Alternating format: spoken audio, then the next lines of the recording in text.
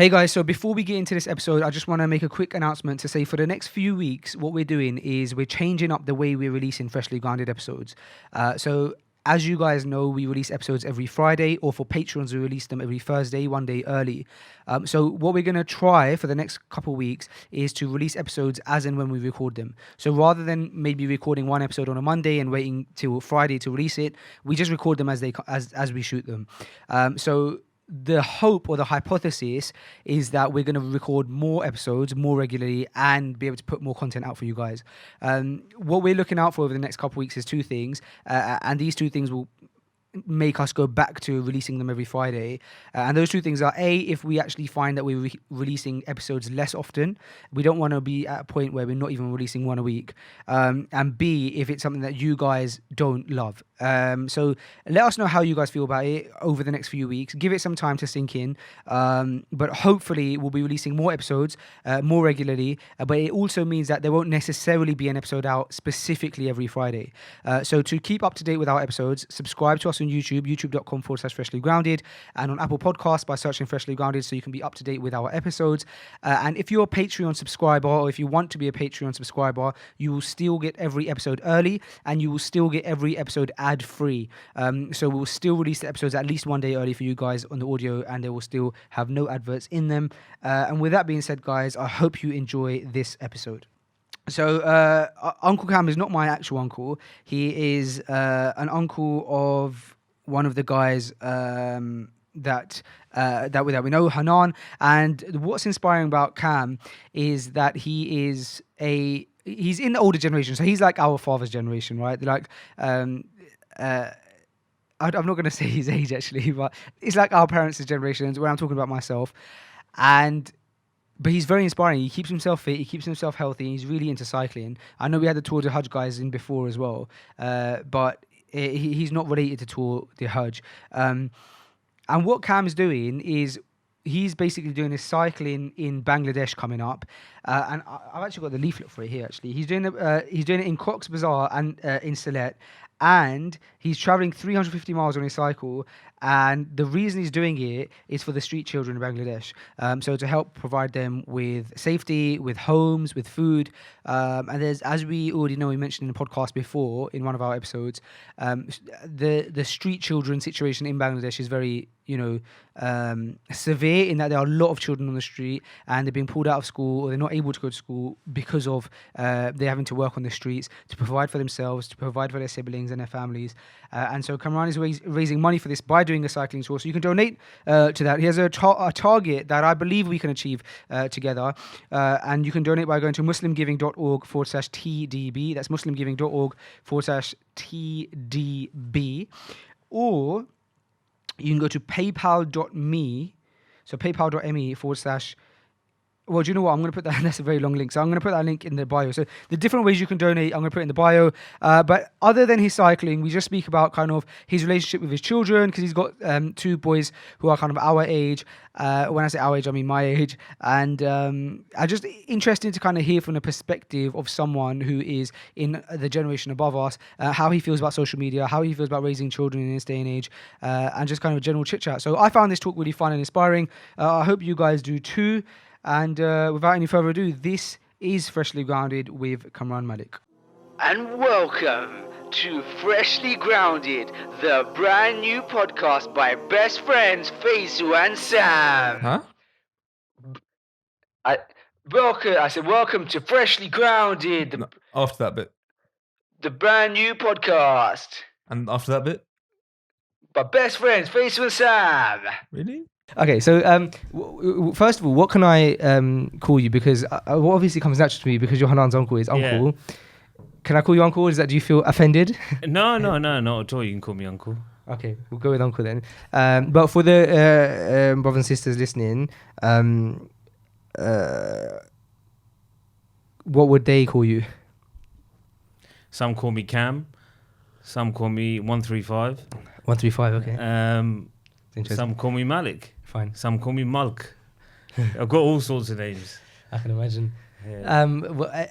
So look, the funniest thing is that when I first saw you, the first thought that came to my head, because I've obviously met Hanan's dad, who's your brother, Yeah. a few times, and as soon as I saw you, and I could tell that you were his brother. I just looked at you and I was like, of course that's his brother. Like, you guys are like the silver foxes of Pakistan, bruv. Like, our parents' generations, but so young, physically, spiritually, mentally. You guys like literally like behave like us, and it's so refreshing to see, especially in the generation above us, that there are people like yourselves who are so young at heart and keeping fit as well. Like, that in itself is so inspirational for our age group. Yeah, no, absolutely. You know what? But it's hard work. It is real hard work. Getting up in the morning, especially when the winter comes in.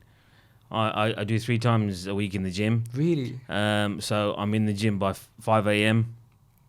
And I do my about hour and a half training in there before I go work, come back and shower up, read Salah, do my zikr, whatever else I do, the Quran, etc. And then have my breakfast, and I'm on the road like 6:30, 7:15. When you say you're on the road, by car? Yeah, basically I work in for a company called CGI. Okay. And there at the moment I'm based in Reading. So 3 days a week I'm in Reading, and then 2 days I'm at home, Monday and Friday. So. Do you mind, not for my personal knowledge, but just for the sake of the podcast, do you mind telling us how old you are? Is that rude for you to ask? No, not at all. I'm actually 45. That's why it's so inspiring. And 46 inshallah in December. Oh, inshallah. So pretty much 46. Yeah. And but what makes you want to be so physically healthy, going to the gym at three times a week at 5 a.m. at this age? What motivates you to have that flat stomach, to be healthy? And also, does it get harder as you get older? Well, it definitely gets harder. And I think sometimes in the mind we tend to forget that how old we are. So when you do certain things, you think, wow, I'm definitely this old now. But regarding fitness, I've always been in this. From the age of 11 to 17, 18, I was doing martial arts, did karate, Shotokan for that many years. When I went to uni, it went a bit downhill. Didn't do any much physical fitness and etc. So I've always been like that physically. Always wanted to be fit and healthy. But it's like with everything, and I say to everyone, it all comes back here to the mind. If your mind is on par and you're disciplined in that sense, you can do anything. And it is not easy. Trust me. I mean, my boys, they think I'm mad anyway. Do they train with you? No, do the hell to train really? With me. They need to be doing training now because inshallah we'll be going to Palestine in March to do the run and the 10k run, and they better start training. Oh, this is minor. It's minor. Are they going with you? We'll be fine. Yeah. They're going, and I's going, and Mar's going, my brother's going. One of my best mates from uni, Shahid, he's going, aka Fly. So Fly's going. Cool. Yeah, and so it is definitely in the mind, and it's not easy getting up at that time in the morning. I mean, on Saturday, 7:30 in the morning, -1, and we did, I did anyway, 43 miles cycling, and it was cold, the wind, but I loved it. When you're cycling in that cold and it's foggy, you don't know where you can't even see through that fog, and you're cycling, but you've got to have the right gear again. It's like with anything, you've got to invest, and cycling is not a cheap sport. So I tend to have that. I've got my claw gloves, which go into -10 degrees. So it's great, and I've just got a passion for it. Did having your boys, because you got 2 teenage boys, right? Yeah, or, adults. Oh, adults. How old are they? Uzair is 21, coming on 22. Oh, fine, okay. And Umar is 20, coming on 21. Wow, you had them young. Well, this is the benefits of getting married young. Yeah. I was 21 when I got married. Alhamdulillah. And you know what? I wish I got married earlier. Yeah. Right. But it's the best thing ever. No regrets. And alhamdulillah, Allah's been blessed with me the best partner ever. What's your take on social media and stuff, seeing it from the perspective of someone who has boys who are in that, like at the very much so, like at that age where social media is so prevalent, but you're not old at all, you're a young father, but you've experienced married life without social media, and so what's your take on that? Because social media can very much so disrupt that happy family household to an extent, can't it? You know, and I know this is the hot topic in every family. It's always the case. You know, come home and you try to put it down. You think, right, no phones. Right, this is family time, but it doesn't last long. And you know what? To be honest, when they're going to watch this, they're going to say, "Yeah, all right, yeah," because I'm just as bad. I'm like constantly. They said to me, actually, in fact, yesterday, they said, "Dad, how do you have time to that picture or that video? You put it on WhatsApp, you put it on Snapchat, you put it on Instagram and Facebook." Are you on Instagram? Yeah. I just created an Instagram. Really? I had it years for your ago. cycling and stuff. Yeah, purely Okay. for the cycling. Fine. I had it years ago, but I never really activated it or used it. It's just for the cycling, and my Instagram is cycling for needy. That's Okay. that's the name on there, and that was purely just for that, just to promote the tour. But yeah, and the other thing, because I'm in IT, right, and I've been doing it for the past 20 odd years. I've been working in software and stuff, so I'm known to this kind of social media platform, and to be honest, I don't mind it. And that's the world right now. Yeah, it gets a bit too much sometimes. Yeah, I mean, constantly when you've got families coming around and they're all sitting on their phones, no one's talking to no one. I mean, one day actually, it was a Sunday because everyone comes around our house on Sunday and had a bucket. And I said, right, phone's in the bucket, right? And you got some members, I won't mention the names, some members, no, I'm not putting the phone. Right? I think I know exactly what you're talking about. Right. You know, I'm not putting the phone. The one who has like 3 phones. Right, so, you know, in the end, you know what? It was a bit of a different Sunday. Yeah, That's what's important. because people were actually, the family members were actually talking to one another. Yeah. They were I mean, that's what we were used to when we were growing up in imagine. the 80s. I mean, we'd be cycling all day long in the summer. Parents didn't know where we were. No communication whatsoever. Come back when the lights went on, the street lights went on. That's the way it was, you know. Yeah, you get a bit of telling off from your parents. Where you been? You know, we're just on the cycle with them. That's what we were doing. There's nothing else to do. It's either that or computer games. You know, freshly Commodore, Spectrum, Amstrad, all these type of things were back. You know, I'm really telling you my Yeah, they're going over my head, these ones. Showing my age there. But you know, it was a good era. But you know what? We're saying that, but then our kids are going to say the same thing. Yeah, of course. They're going to say, "Oh no, the millenniums were the best, and this, that, and the other, and you know, whatever." So, but you know, social media is good. As long as you, like Mufti Mek says, you use it in the correct manner. And look at him. He's massive on social Yeah, media. you got 1.3 million. Exactly. But he uses it in the correct way. Yeah. You know? So my original question before I asked that was, did having boys, having a boy, impact you mentally in terms of your health? Because as a new father, I have all of a sudden like started to think about what I eat, how much I train, because you hear stories of, you know, young people having strokes and all this kind of stuff, and it's not just for 40 plus year olds. You hear them at the age of 20, 21, and that kind of plays in my head, thinking I want to be around for my son. So when you had your children, how much of a life-changing moment was that with regards to your fitness and staying healthy? Honestly speaking, nothing. Because you were already there? I was already kind of into something anyway. Okay. Either the gym or not the cycling. It was purely the gym. Not as much active as I am now, as I am today. But I never thought of that. Okay. I don't know why. But I never thought of that I've got kids I'm now. just going to move that closer to you, sorry. I've got kids now and I have to be, you know, a lot more healthy. That didn't really put into my mind, really, Fine. to be honest. I mean, I'm pushing them all the time. You know, it's the other way around, you know? And but no, I never thought of that, to be honest. So what did go through your head having kids for the first time? You know what? It was having my first child. It was the most amazing feeling ever. You know, and you just think, wow. And I was only 24 when I think you're. I'm 25. You're 25. So yeah. Yeah, so similar age. But it was a tough time at that time because. Although I was only 2 months old when Dad passed away. Okay. So then all the kind of onus and all my effort and everything went into that kind of thing at the time. And then obviously I had just finished uni recently because I got married whilst I was still at uni. Right? So that I needed to get a job. Yeah, because I was delivering Chinese food, earning £25 a night. And my father just passed away, and I had a 2-month-old baby. But I still didn't at that point think, oh my God, what am I going to do? You know, how am I going to survive? How am I going to feed them? Because everything in life, right, I realised that the older you get, everything in life's come back to your iman. Everything that you do in life, it comes back how strong you are in your faith. That's my logic. That tells me, and I sincerely 100% believe that everything you do, all the bad things that you go through life, the good things you go through life, it makes you a stronger person. And that point in time, I didn't have nothing. I didn't even have a bloody plane money ticket to take my father back home.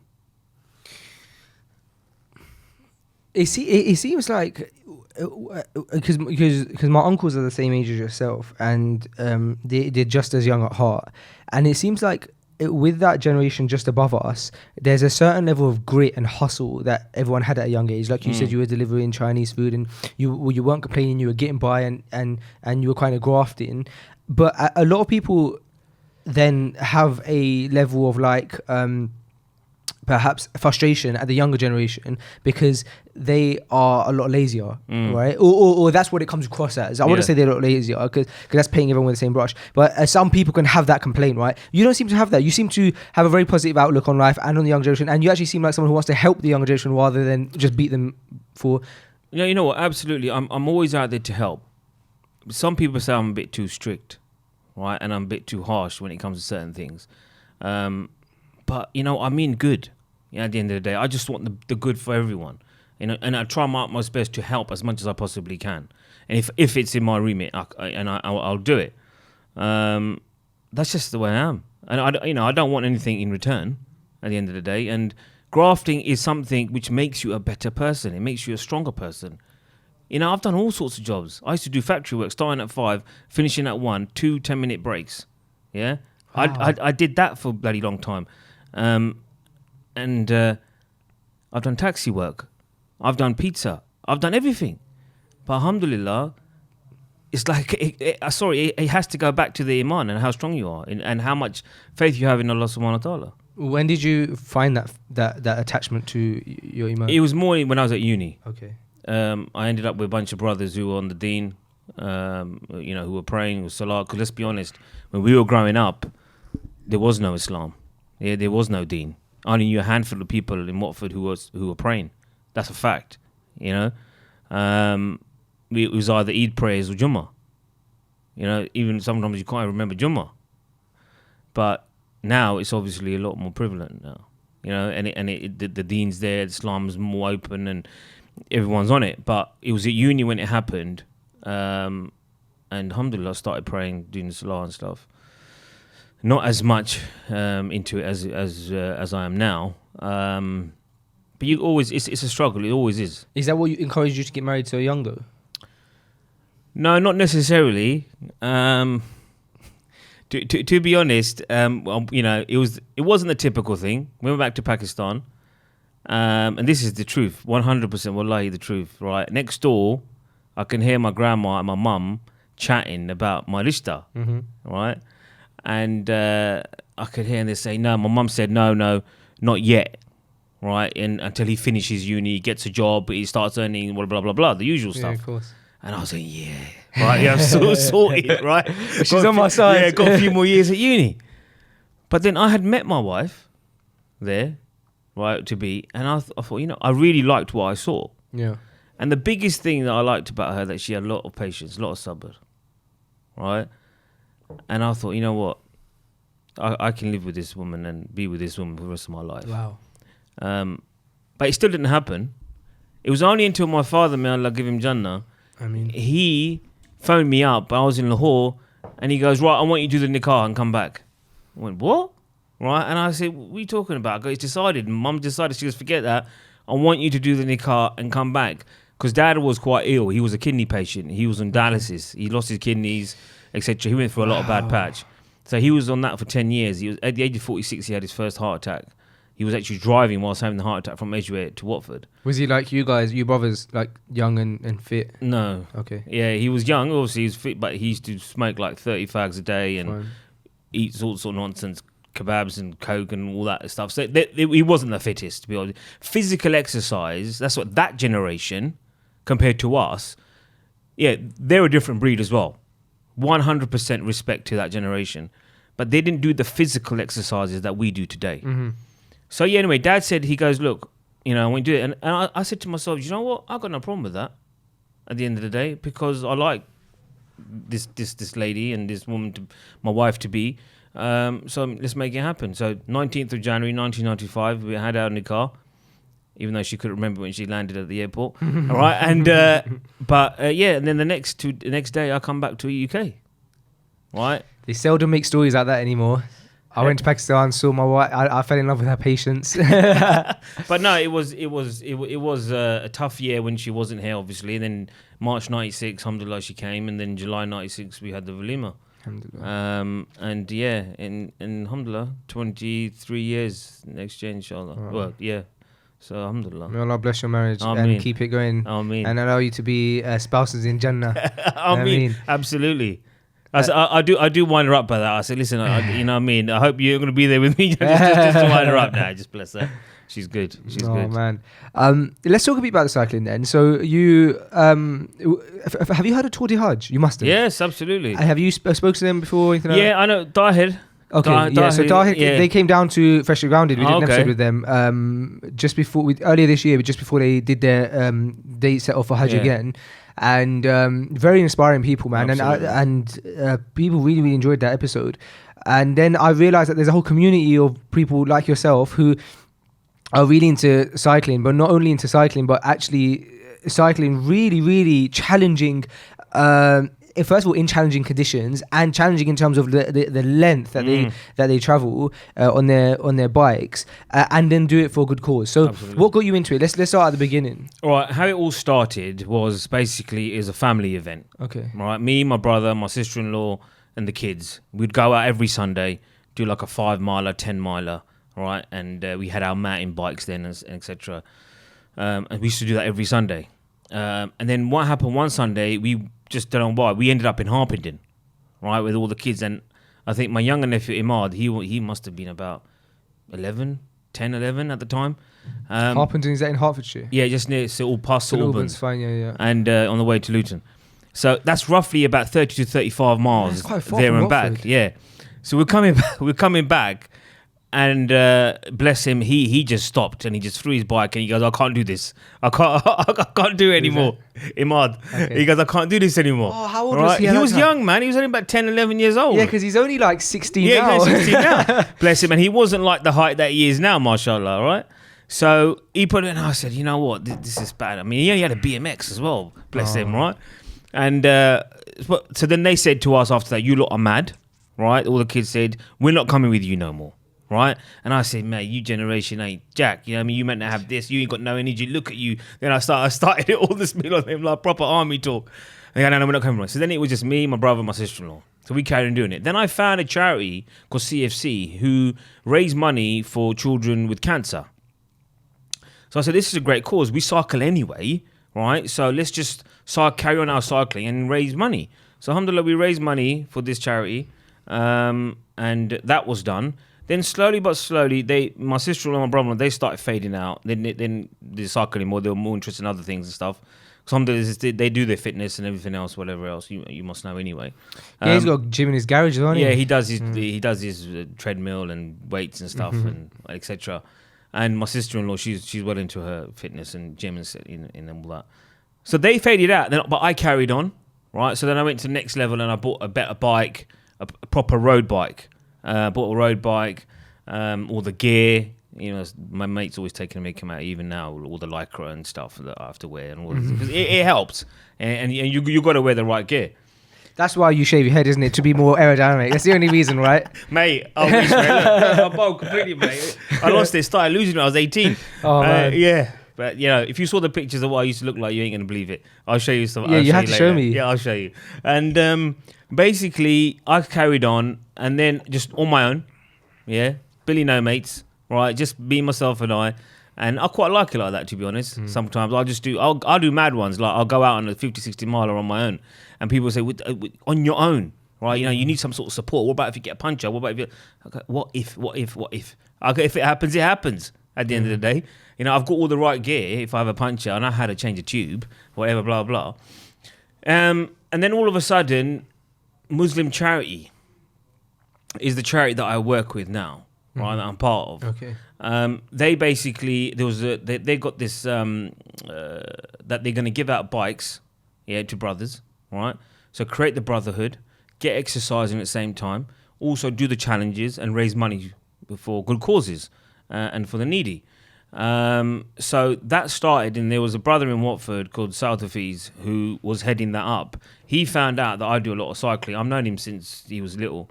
And he basically contacted me. He met me actually coincidentally. I was coming to see my accountant, and he saw me there. And he goes, "Look, I've heard that you do a lot of cycling. Can you be a part of this?" And I said, "Yeah, I don't mind. It's fine." So we started doing that with Muslim Charity. Then next minute, you know, part of the charity, we're doing London to Brighton. I did London to Hastings. I did London to Amsterdam. I did all sorts of rides with them, raising the money, alhamdulillah. So, and raise some good money, you know, mashallah, because I'm very persistent when it comes to that. And, you know, trust me, asking money to people, it's not an easy job. No, it's not. Right, it's an easy job. Yeah. And a lot of the brothers actually said to me, "How do you do this? How do you raise so much money?" Yeah. Right, and I said, "Look, I use social media heavily, right? And I am persistent. I would send messages. I'll send one-to-one messages. Some people might think, they'll get really annoyed, think this guy's taking a meat now, right? But sorry, I find it as this is my kind of sole purpose to do in this. I've come to say, everyone comes to a stage in their life where they think, right, this is what I need to do now. You know, I just feel right now in my life that this is what I need to do. Working is a means to an end. I was going to ask that. It's a means to an end right now. I go there, show my face, do my work. Alhamdulillah, I still do a good job. Yeah, because you got to. Because that's your job. That's your, rizq is coming from there. But I'm not going to kill myself over it. And that's what I find today. A lot of people are killing themselves over a job, right? And it's not worth it. Your rizq is written no matter what. As long as you do your bit, not just sit on your backside, you got to do your bit. So, alhamdulillah, in that sense, it carried on. And Muslim Charity is a great charity. Some lovely brothers. The actual main guy who heads the cycling team, his name is Rashid Ali. Shout out to Rashid Ali, right? MashaAllah, the brother who cycled from London to Makkah. Wow. Not London to Medina, London to Makkah. Right? It took him 62 days to do this. And he's a lovely brother. And he heads up the main events and stuff. And actually, this Saturday, we're doing the London to Oxford. This Saturday. And then we'll be doing the next one is the big one, as you know, the Tour de Bangladesh. Which I think I'm the only Pakistani on the tour. Really? Right? Everyone else is Bengali, but alhamdulillah. So all your cycling you do for Muslim Charity? Yes. And are the kids coming with you to the London to Oxford one? No. So why is it that that you do cycling, but then in Palestine you're doing a run? Well, see, the thing with they are planning on doing a cycling one in Palestine, but that's not fully complete yet. They're still looking into that. So really, I'll be honest with you, one of the other reasons why I want to do this, because obviously I want to go and see Masjid Al-Aqsa. Yeah. Yeah, and this is the best way to do it, is to go in a group and go with the charity. So inshallah, I'm really looking forward to that. But just preparing and training hard for the Bangladesh tour. And that's pretty much next month, as in it's in January. Inshallah, yeah. Inshallah. So you're cycling when you get to Bangladesh. Yeah. And around the whole country? No, it's basically we start at Cox's Bazar. Okay. In famous area in Bangladesh, Cox's Bazar, and from there we will cycle to Sylhet. It's about 350 miles. So I think roughly we'll do about 50 to 60, sometimes maybe more per day. Once that's complete, then we will also, inshallah, visit the Rohingya camps as well. See the Muslim brothers and sisters and the kids there. And then, inshallah, also see the street children as well, because the reason why we're doing this and we're raising this money for is to basically build homes for the street kids, right, who have no home. Yeah, it's the street children it's a big thing in Bangladesh. We were raising money for it ourselves earlier in the year, for street children in Bangladesh to kind of have like a drop-in center and maybe eventually even be housed, because they're really put into dangerous situations, and they're sleeping on the bridges, and when they're getting hurt, when they're working on the streets, they've got nowhere to go to even get fixed up and stuff like that. It's very, very scary to hear the stories. No, it is, and when the videos that I've been sending out with to my donors to make to show them, look, this is why I'm doing it, why I'm going out there, and it's heart wrenching. It really is, the thing again, it goes back to mentality. It goes to how everyone is. Yeah, for me, it's quite simple. Yeah, alhamdulillah, Allah subhanahu wa ta'ala has blessed me, and to be honest, blessed us all. Yeah, we can choose. Yeah, what to have in the evening to eat. Yeah, these kids don't even know where their next meal's going to come from, whether they're even actually going to get a meal. Right. So if we are in a position, to help out these people, these needy, it's our duty, man. But what makes you empathize with them to the point where you want to take action? Because it's even though everybody knows that these things happen around the world, and people can sympathize, I think it takes a big amount of empathy and reflection to get to the point where you want to take action.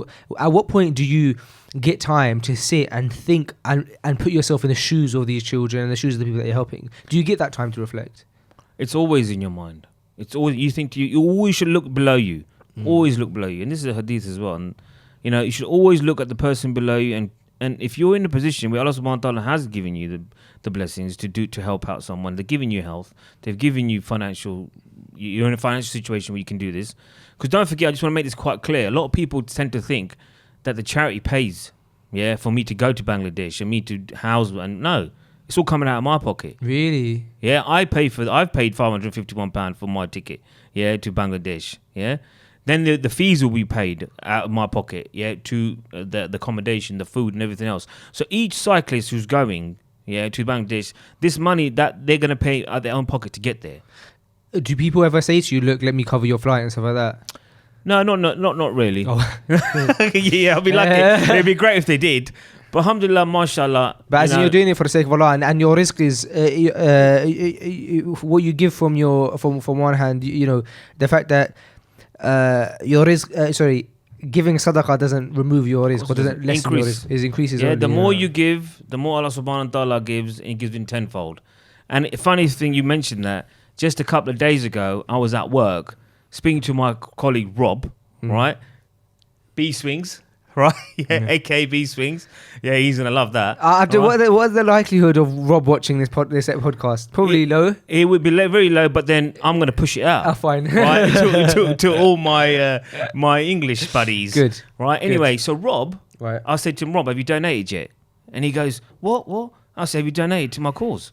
And he goes, no. I go, listen, the more you give, the more you get. He goes, how's that work then? Right. And I said to him, listen, mate. I was obviously trying to explain to him from an Islamic perspective, from a Sharia perspective. And he goes, mate, I don't really get that. Right? And I said, the reason why you don't get it, right, because you're not a believer like me. Right? Some people might think that it's harsh, No, but it's direct. I told him direct, I said, listen, because you don't believe, I go, do you believe in God? Right? And he goes, well, I do believe there's a bigger being. I said, you do believe in God. Right? So it's a form of da'wah as well, what I was doing. So I said to him, listen, the more you give them, listen, your wealth is written before you even born. Yeah, you will get that, no matter what, as long as you do your bit. He goes, I'll get that. Right, I said, so there you go, right? So next minute, he pulls out his wallet, takes his card out, and he does an online donation. Alhamdulillah. Right? Then I said to the next one, this week, in fact, I've been freaking them out big time. Right, all of them, sending Skype messages, sending emails. Then I said, and one guy, in fact, he was in the car park, and then he was on the phone, and I said, all right, Chris, how you doing? He goes, running away. Oh, no.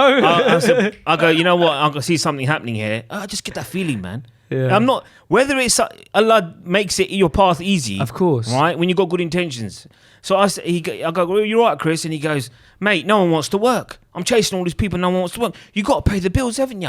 And I said, yeah, of course you do. He goes, well, I'm all right. You know what I mean? I got this, I got that. And you might see this, but it's reality. He was telling me. And he goes, I don't have to worry. You know what I mean? My wife's a registrar and she earns big bucks and I earn good money. And I said, you're blessed, mate.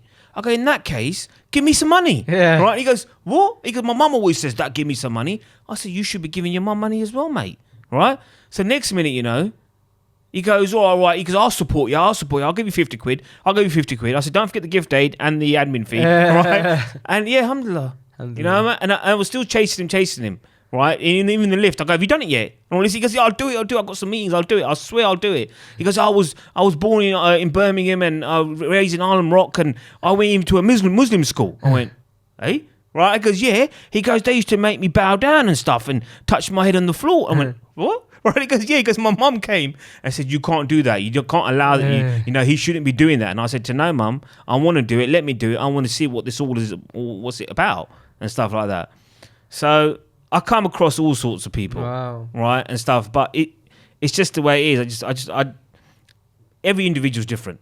You're different. Alhamdulillah, you got your talents, you got your gifts. Allah's given you, and same with everyone. Sometimes you just got to get deep down and actually search for that, you know, and actually find it. So I just got a real passion for it. And I think that is sometimes what people tend to get a bit wrong. They take me wrong. Where is it that you raise money? Is it Just Giving? No, it's Muslim Giving. Yeah.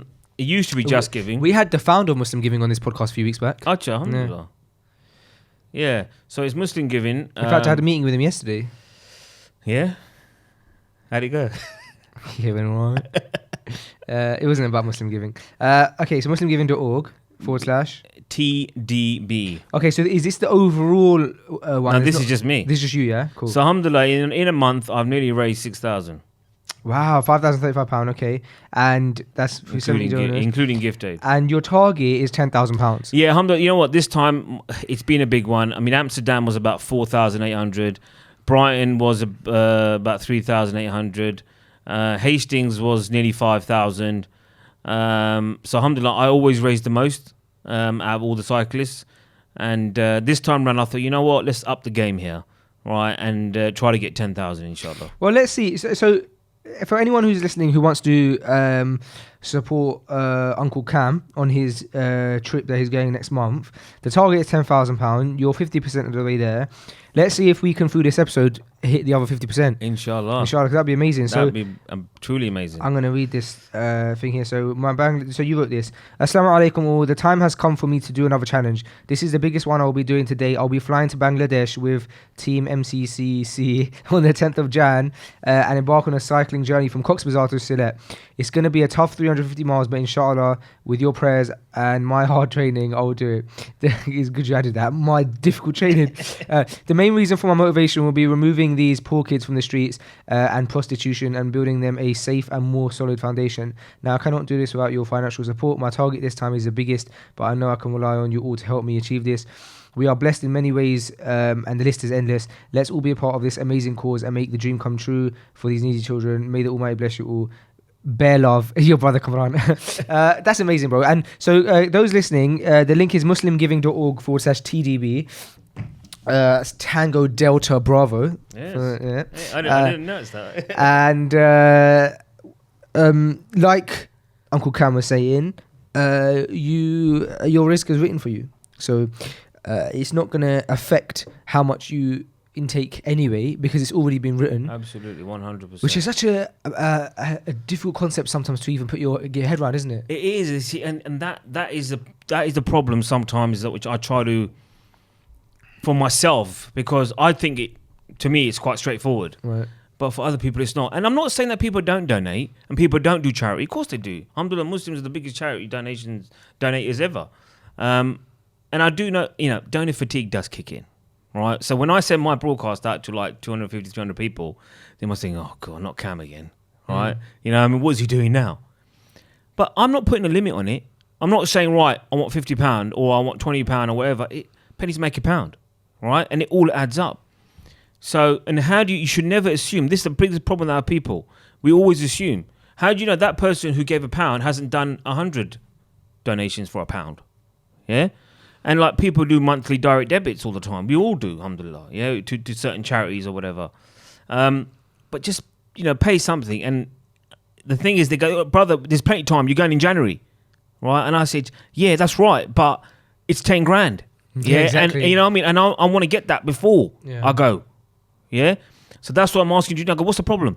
It takes 3 minutes, literally. Yeah. Right, tops 5 minutes. Yeah, just do it.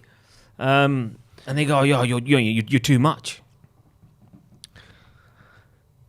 I was just trying to figure out the maths of if people gave 50 quid, how many people would require to raise 5 grand? It's 100, isn't it? Yeah. 100 times 50. Yeah.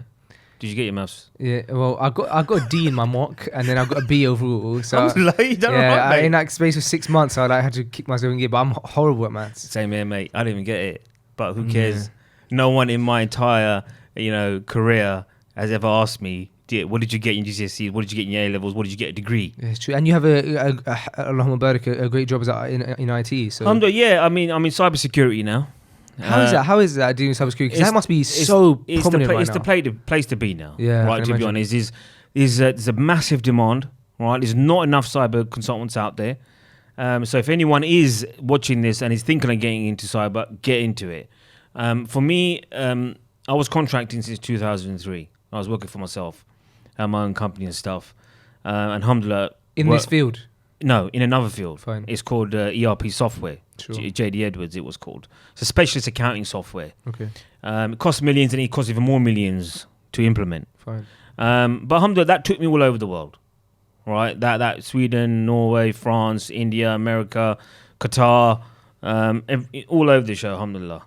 And I used to be flying all over the place, like as people catch trains and buses. Mm-hmm. And I used to sit there again, recollect and think, what have I done in my life to deserve this? Allah subhanahu wa ta'ala has blessed me with such a job. Earning this type of money. I'm not going to mention how much money, but it was, alhamdulillah, it was good money. Mm. And you just think, wow, so what have I done? But then you hear from others. You hear from your wife. You hear, this is why. So I thought the only way around it, that market was going a bit downhill. And a very good friend of mine, Abdul Matlib, aka Muttley. You're giving all the shout outs today. Right, I'm getting, Uzai's going to kill me because he goes, Dad, you better give me a shout out. Right? Uzai, bear love. Right? The bear love. Yeah, and Ahmad, by the way. And Inaya. And You should have brought a list with you. that that could have just been the episode. oh, family. So he said to me, and Umar, my son, he's in cybersecurity. Oh, really? Yeah. He works at a company called Greenergy in Holborn. And he said, look, Dad, you got to change your field, man. He goes, you've done it over 20 years now, right? So enough's enough. So I thought, right, how do I get into this? Doing certifications is one thing. You can get all certifications, but they're going to want experience. So alhamdulillah, thanks to my brother Muttley, he put me in touch with an agent, Harish, lovely brother. And he said to me, look, I can hook you up with an interview with CGI, right? I had the interview, went really well.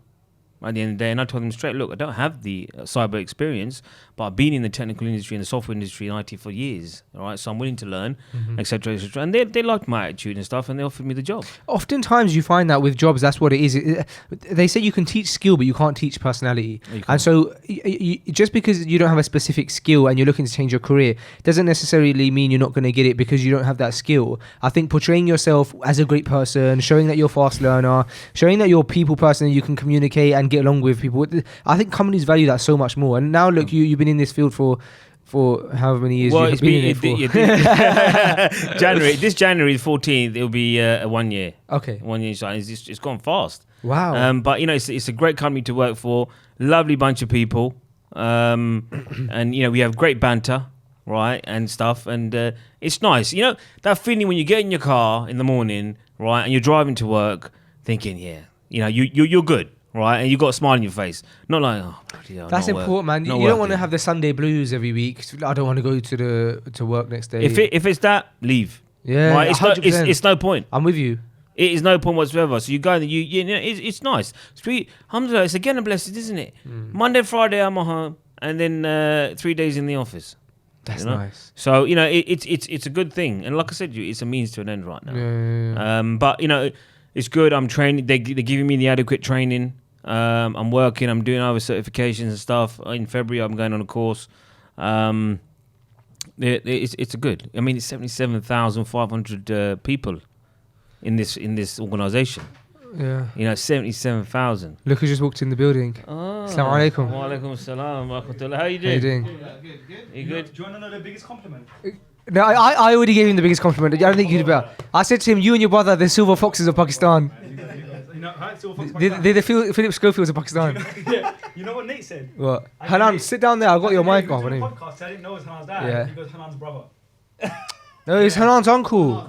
Hanan's uncle. Hanan's dad's brother. That's what you meant, innit? Oh, man, I thought it was Hanan's dad. You guys Cha are the cha, same. innit? They look the same, yeah. Man. Yeah, That's they're the very first similar. time I Is see this the uncle that we saw the car guy? Yeah. Car Oh, guy. okay. Remember that car guy? Yeah. Yeah. Now we met before. Hanan, He had an it's, issue with his car. you know- Station somewhere. your mic's on, and if you want to talk, you just turn your dial, which is number 3, to about 6. Okay. So you. What do you want me to talk about? No, I'm saying if you wanna If you want to. blab. I know you can talk for England. So I'm saying if you fancy it,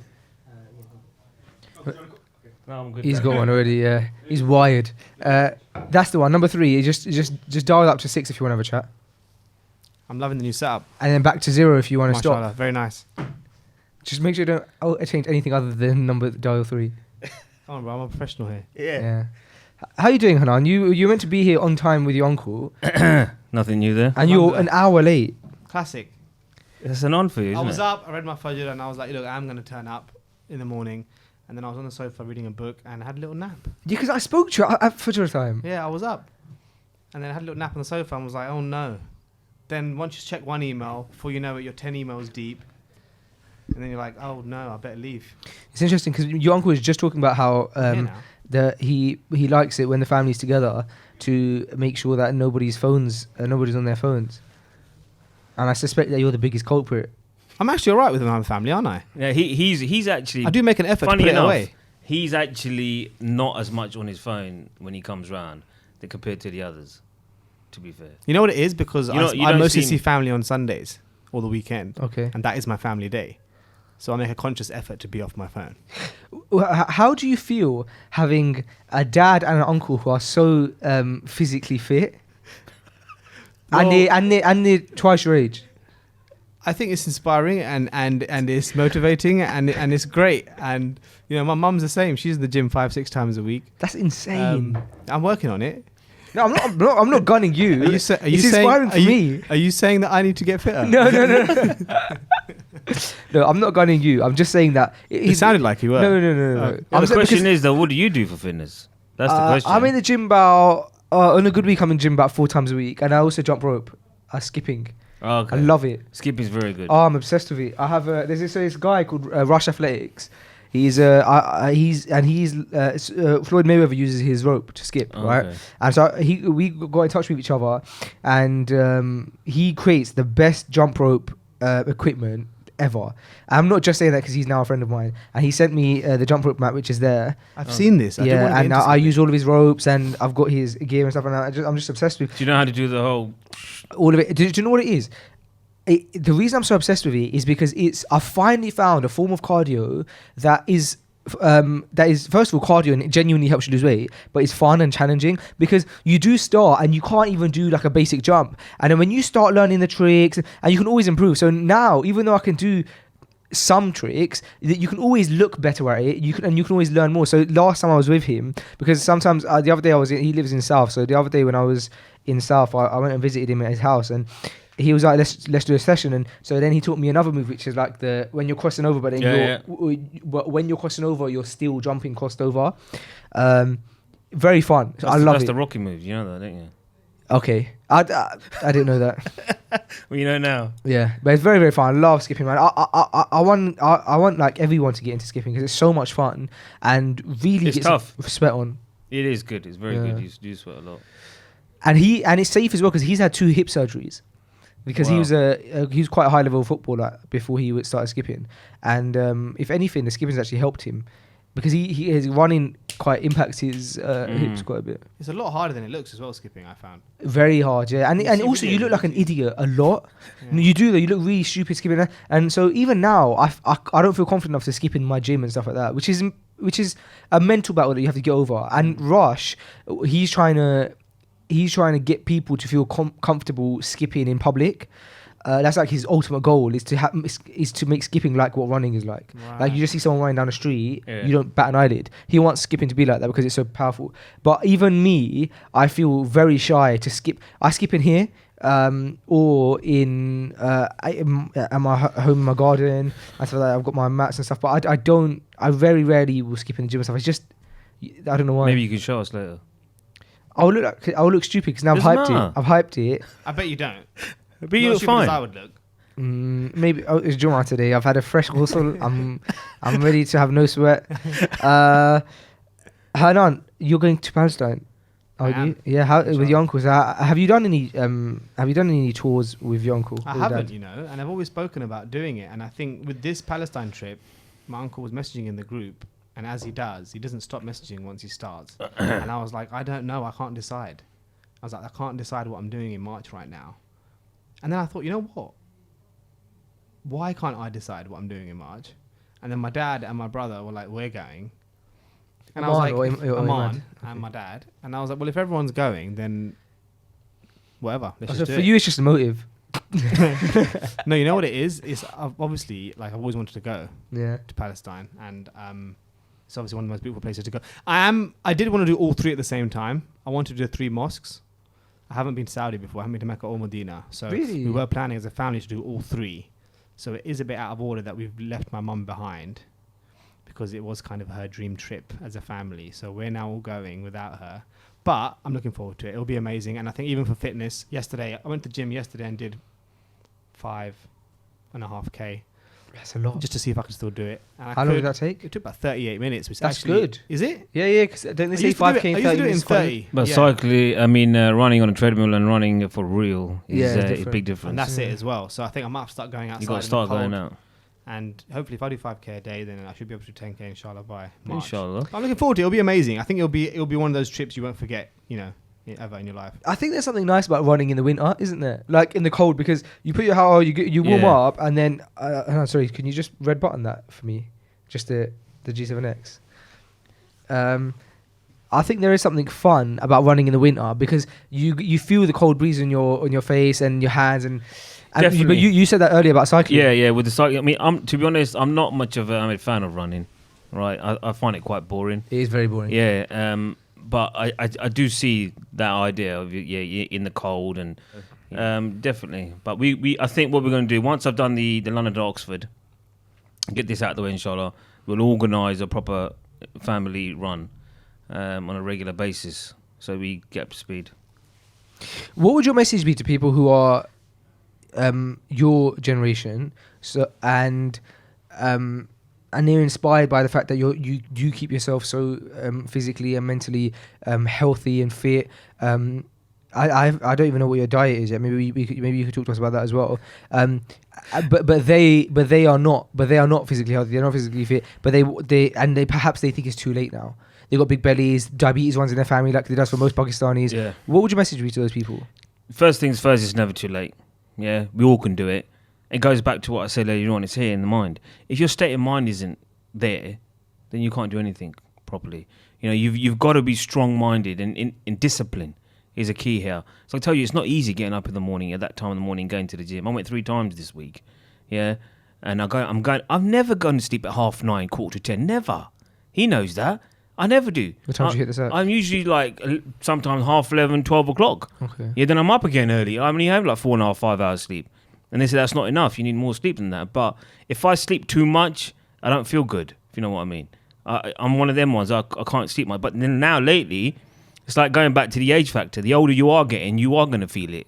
Sometimes you think not to, but it is just a number at the end of the day. It's how you feel inside,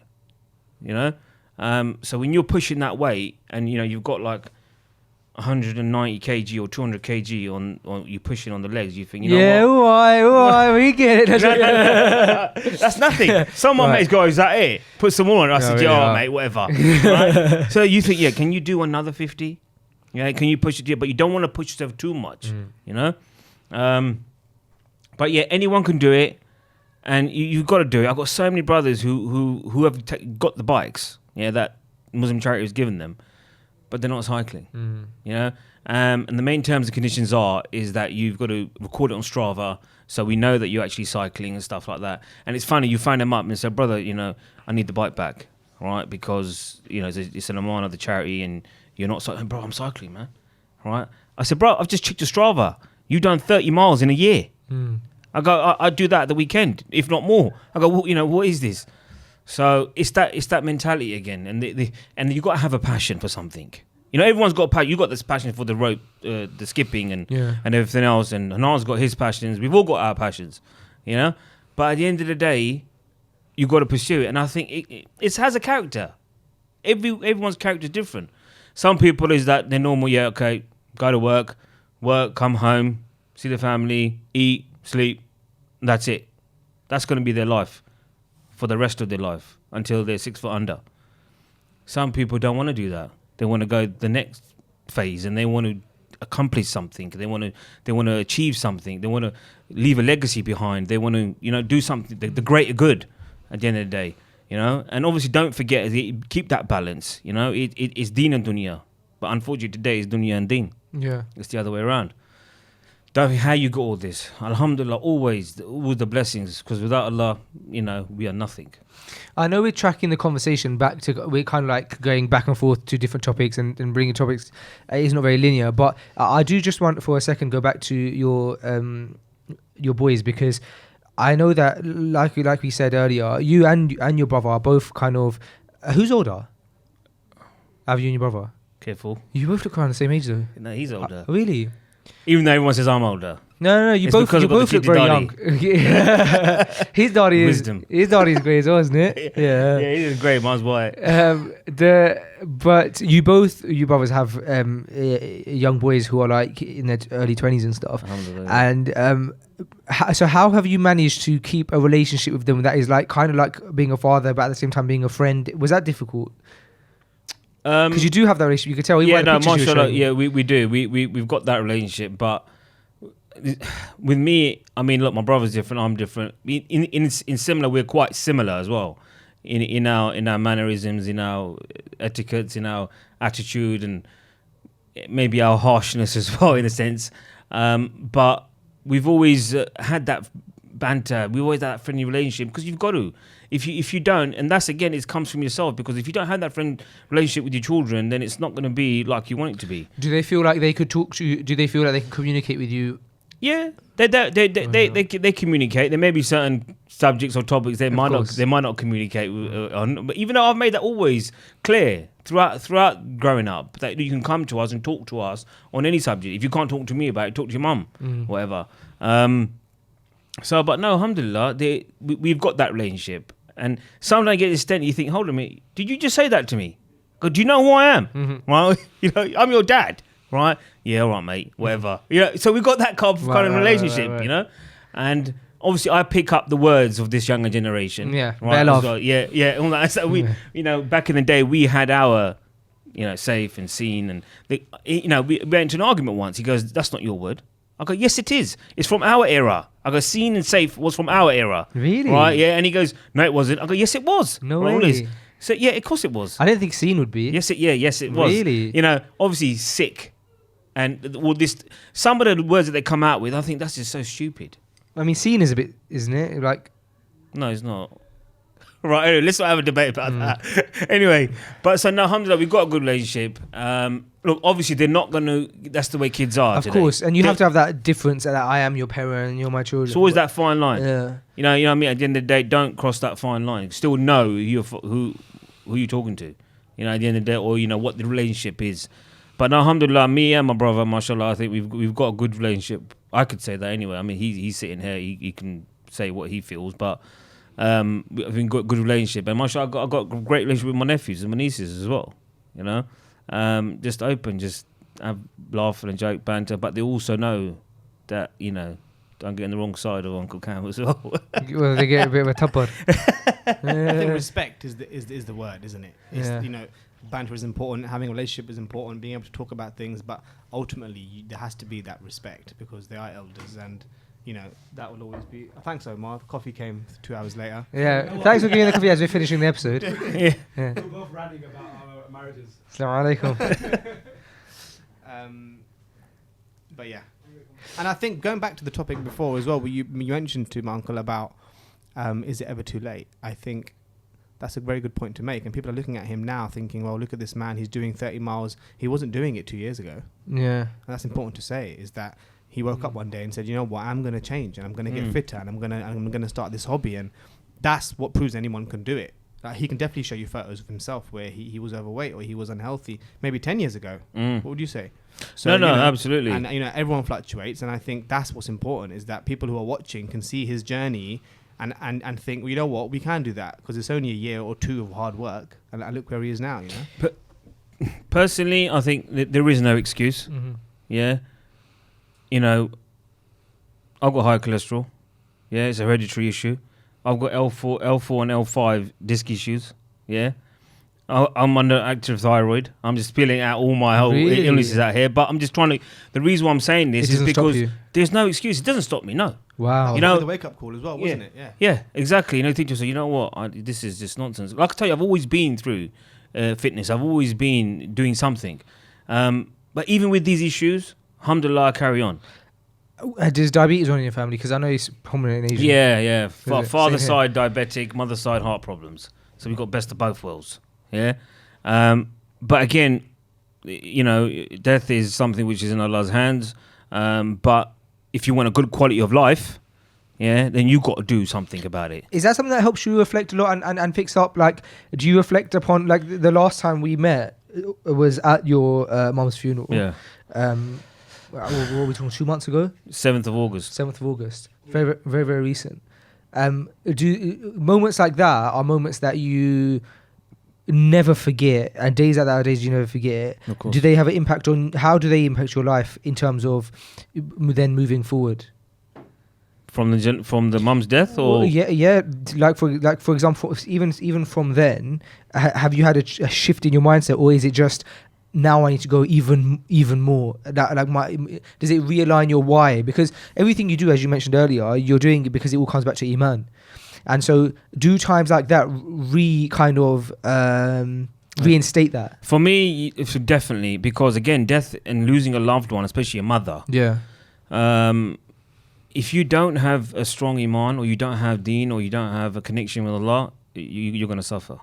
Yeah, it's gonna be a lot more harder and difficult for you to get through that big loss. I mean, that loss is always going to be there. It's never going to get filled. But again, it goes back to Iman, isn't it? It's the haqq. We've all got to go.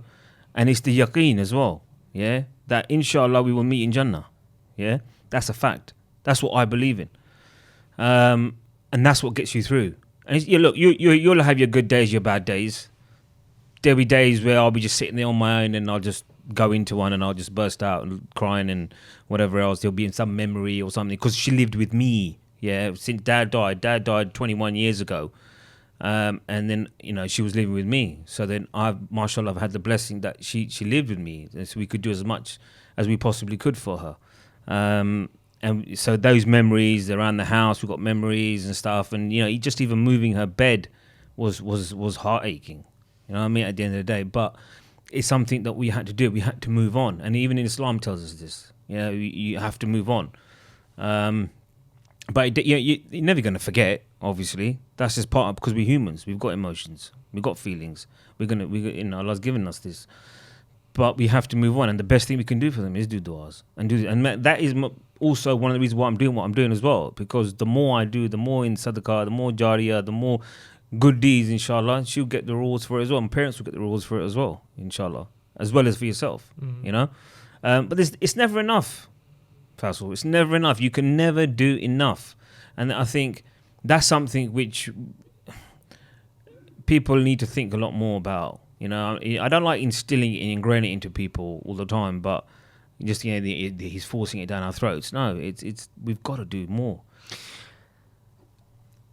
I can relate to that. I remember when my granddad passed away, it was very difficult to even delete his number from my phone. I didn't want to do that action, and it took over a year. I think I just ignored it. Not that you need to delete someone's number, but it was just sitting there, and calling it is never going to do anything anymore. And it also took some time, for example, for them to clear his bedroom, my uncle's, and stuff, because it is a process. And I think you do have to do these things in your own time, like you said, removing the bed and stuff like that, because the things like you say, it's stuff that you've known all your life, and then all of a sudden there's a big change, and it's very difficult to confront what other people would see as menial tasks. Clearing a bed out, changing this, deleting a number. But for you, it's a big thing. No, it was very difficult, and you know, her clothes, and Mum was quite of a shonky banda, in the sense that she loved her things. She liked her footwear, and I think maybe that's where we get it from. Yeah. But you know, and I said, Mum, man, you don't even go out, right? And you want new footwear? What's wrong with you? And stuff. She goes, yeah, you know, what's it going to do with you? It's my money. I'm buying it. I was all right, fair enough. But bless her, you know, it was tough. But it's a different feeling to when Dad died. That's what I know. For me, and I think a lot of my family members, it's different. Why is that? I don't know. It's hard to explain. Maybe it's because it's mother. Do you know what I mean? You've got that you know, that mother-child relationship. You know, it's obviously a lot more stronger. And I think over the years, for me anyway, personally, my relationship with my mother changed. From the age of 11 onwards, I was very independent. I was very, you know, I was doing the martial arts. I was traveling to Kilburn, Camden, Neasden at the age of 13, 14, you know, karate events, this, that, and the other, school karate. That's what it was, you know. You know, you got a lot of like, you know, oh, my son, or, you know, they sit down and, you know, that motherly stuff. It was, you know, maybe that's the way I am. A lot more independent, a lot more stronger in that sense. And then when I went to uni, the relationship changed, because obviously I went away. I was about 120 miles away from home and stuff, so not much interaction going on. But then the real more interaction and more getting close was when you know, I was at home, when she was living with me, you know. And I used to have bare banter with my mum. I used to say things to her which no one else could say and get away with it, right? But that's the relationship I had with her. Could it also be the fact that you didn't see your dad in old age necessarily? Yeah, exactly. That's the point, because he was 56 when he died. Right. And your mum, you because they say that when someone's a child and when they're really old, that's the 2 points in their life where they need assistance. Yeah. And so you never perhaps had that time with your dad where you were able to like provide for him and look after him like how he did for you, whereas with your mum, you got that opportunity, right? Oh no, absolutely. And again, it's a blessing from Allah that we had that opportunity. It's amazing that you see it as a blessing, though, because a lot of people would perhaps may say, "Oh, my mum's living with me and it's difficult," but for you saw it as an opportunity, and it comes back to what I said earlier, that you seem to see everything in a positive light. Yeah, but it's down to your deen, isn't it? It's what you're told. What Allah subhanahu wa ta'ala says in the Quran, that you shouldn't even say "uff" to your parents. And I haven't had this conversation with Mum. I go, Mum, it says that we can't say "uff" to you. Right, I go, but Mum, some of the stuff that you come out with, right? We can't help it. We got to give you a reaction. Yeah. You know, she was a strong, mashallah, domineering woman, right? At the end of the day, and she used to give it as well. But she had to raise boys, so she had to be. But yeah, no, but you know, it is a blessing, and because you know they looked after you and they did everything for you when you were. So you got to return that. You know, then they look.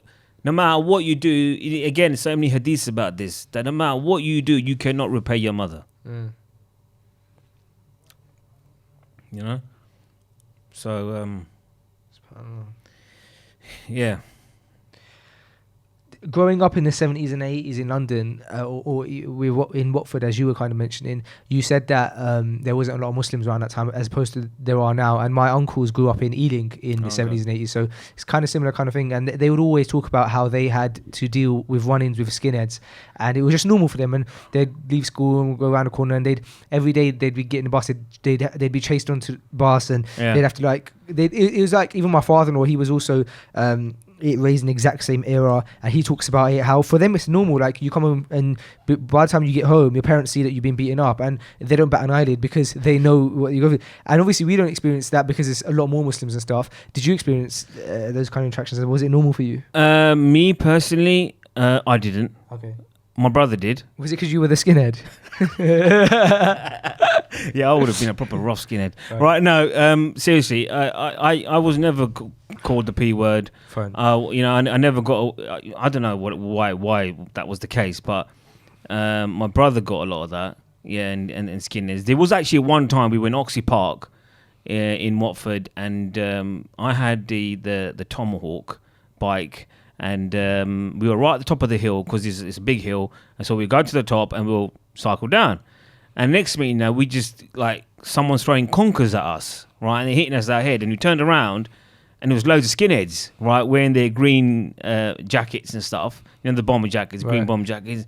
Yeah, boys, get 'em, right, really? shouting out the word and throwing conkers down there and chasing us down there. So that was one of the only really events that I experienced. But my brother had a lot of those issues at school and fights with them and stuff and skinheads and etc. So yeah, he went through rough. But I'm pretty sure if he was here, he would have given me the whole story about it. I'm sure we can have him on soon because I love hearing these stories and just hearing about the experiences of kind of everyone around us. And I think one of the things that I love about Freshly Grounded is the fact that I get to sit in front of somebody like yourself, perhaps somebody I wouldn't normally have the opportunity to have a conversation with to this degree and in such a deep conversation and be able to benefit so much from. And especially as you were saying with social media nowadays, you don't really having direct conversation is a bit of a lost art. So it's lovely to be able to have that. And I really am grateful that you came down today. No, it was a last minute thing. I kind of told you last night. I do wish you all the best with Tour de Bangladesh and with the London to Oxford and the Palestine one.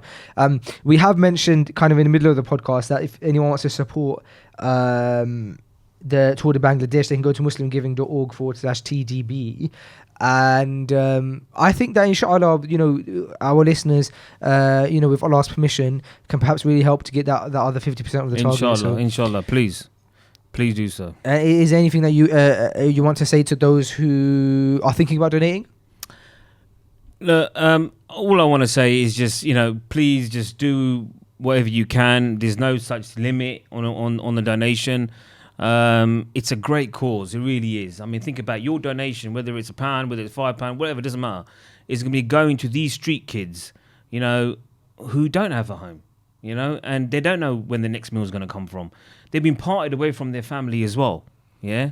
They also get taken out of schools as well, so they're not getting an education. Not all of them. Exactly. I think some of them some of them have to leave school so they can work, and others are like forced out of education. It was just last week we got a video sent on the group where a child was reunited back with his mother. Right, we've reunited about 600 now kids. Wow. Right, and we've taken a lot of kids out of prostitution because it's happened. It's ripe there. What's happening, and unfortunately, you know, we're going to be building homes, right? In an area in Korumul, I believe, which is near Cox Bazar, 2 to 3 bedroom homes. We're going to be getting adopted mothers in, right, to look after these children, give them an education as well, right? So it's a great thing that's happening here, you know. And your donation is going to be a part of this, you know. At the end of the day, doesn't matter what the amount is, yeah. It all adds up, you know. At the end of the day, and I sincerely believe. I spoke with Rashid Bhai yesterday, and he said, "Look, you reckon you're gonna hit that 10K?" And I said, "Inshallah, right? You got to have that faith and have that in mind that you will get it. So please do donate. muslimgiving.org/TDB, and let's make this happen, inshallah."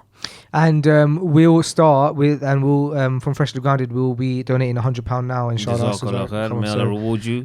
We've started the train, so inshallah our listeners will continue that. Inshallah. And hopefully if we can stick to the £100 wave, then perhaps it would only take 50 people to get you to the end. Absolutely, inshallah. You know, and mashallah, the amount of viewers, yeah, and fans Freshly Grounded has, inshallah, we could do this. Inshallah. And it's you know, I just want to say, from my thank you very much for having me here. It's been an absolute pleasure to actually finally meet you in person. We've met once, twice, but not in the best circumstances. Not in the best circumstances. Not this much conversation that we've had. I've heard so much about you. Thank you so much. Mashallah, all good things. From Hanan and Aman and my boys. Any charter of Hanan's is a charter of ours. Mashallah. Love that. And but yeah, no, it's It's been an absolute pleasure. You're doing a great job Thank here. you so much. I've watched a few of your videos Oh, that means a already, lot. and like I said, the Iman one with you and Musa when you lot are cracking up, they just cracking me up yesterday. And the guys in the office saying, "What are you laughing for so much?" I said, "Mate, you ain't got a clue what these guys are doing." Right? it was funny. So may Allah subhanahu wa ta'ala Thank you. give you barakah in what you're doing, I mean, inshallah, and may you continue to do good for yourself and your family and for others. I mean, Inshallah. And barakallah that's the key as well. We all can do things for ourselves. Yeah, the big thing is doing for others. Right, that's what takes to the next step. You know, at the end of the day, setting yourself, try and do as many good deeds. Why am I doing all this as well? I'm doing it because I want to do it out my own will to help the others, but also trying to better my akhirah. At the end of the day, because you can't just rely on that one deed. At the end of the day, like, yeah, but he might have done a really good deed that Allah give him Jannah. Yeah, we know the hadiths, we know the stories. But you can't just rely on that one thing. Yeah, you got to maximize your chances, right? Exactly. This thing, the scales have got to be, a lot heavier on the right side. Yeah. So, no, alhamdulillah. Thank you It's so been a much. pleasure. There's so much more. I'll sit in my car and I'll be on the way home and I'll think, oh man, why didn't I mention that? Nah, one? but do you know what? That's what it's like, and that's why we don't script the episodes, because I think it's always best when a natural conversation flows, and there's always going to be that time when you think, we could discuss this, we could discuss that, but you're always more than welcome. The door is always open for you. So this won't be the last, inshallah. Inshallah. Yeah, there's a lot Inshallah, more next to time we come. can have you and your brother on here. I think that'll be a really good episode. Two peas in a pod. Yeah, I might need some assistance on my side. Jazakallah khair, Uncle Cam. Jazakallah. Thank you so much, and we'll catch up soon. Absolutely Barakallah. pleasure. And thanks, Hanan, for your input for 5 minutes. You're welcome.